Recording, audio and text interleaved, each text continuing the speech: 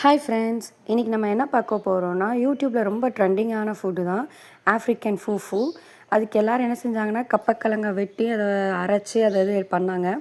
என் husband ஆஃப்ரிக்காவில் வேலை பார்க்குறனால அங்கேருந்து அந்த ஃபூஃபு மாவு வாங்கிட்டு வந்திருந்தாங்க. அந்த ஃபூஃபு மாவில் கொஞ்சமாக சால்ட்டும் தண்ணியும் ஊற்றி இந்த பதத்துக்கு நான் மிக்ஸ் பண்ணி வச்சுட்டேன்.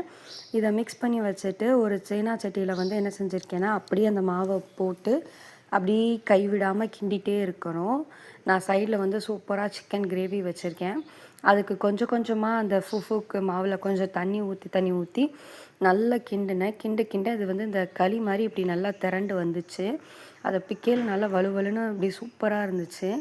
அந்த சிக்கன் கிரேவி எப்போவும் வைக்கிற மாதிரி தான் வச்சுருக்கேன். அந்த சிக்கன் கிரேவியோடு அந்த ஃபுஃபுவை சாப்பிடையில டேஸ்ட் உண்மைக்குமே அல்டிமேட்டாக இருந்துச்சுங்க. சூப்பராக இருந்துச்சு.